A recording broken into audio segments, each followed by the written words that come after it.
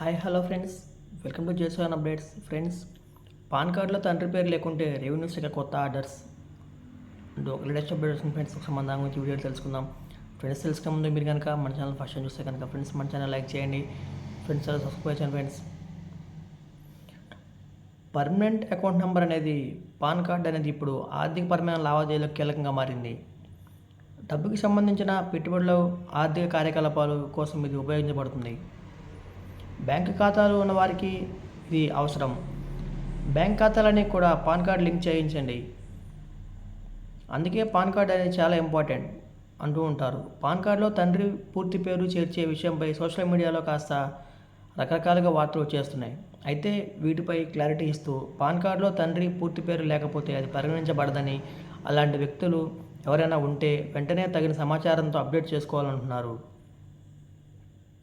అయితే ఈ సమస్య గురించి స్పష్టం చేస్తూ ఇన్కమ్ ట్యాక్స్ డిపార్ట్మెంట్ ఒక వివరణ ఇచ్చింది. తండ్రి పూర్తి పేరు లేని పాన్ కార్డు చెల్లదని వస్తున్న వార్తలు అవాస్తవమని ఈ శాఖ తెలిపింది. పాన్ కార్డులో తండ్రి పూర్తి పేరు బదులుగా అక్షరాలు మాత్రమే ఉన్నా అది చెల్లుబాటు అవుతుందని తెలిపింది. ఈ వదంతుల వల్ల హడావుడిగా పాన్ కార్డుపై పేరు మార్చుకోవాల్సిన అవసరం లేదని ఆదాయ పన్ను శాఖ పేర్కొంది. అయితే తండ్రి పూర్తి పేరు మార్చుకోవాలనుకునే వారు పాన్ కార్డును మళ్ళీ అప్లై చేసి అందులో వివరాలు సరిగా ఇవ్వాల్సి ఉంటుందని చెప్పారు.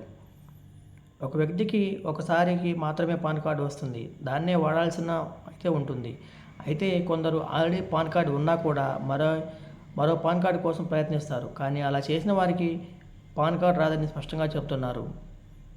ఫ్రెండ్స్, ఇలాంటి న్యూస్ అప్డేట్స్ కోసం ఫ్రెండ్స్ మన ఛానల్ లైక్ చేయండి. ఫ్రెండ్స్, సబ్స్క్రైబ్ చేయండి. ఫ్రెండ్స్.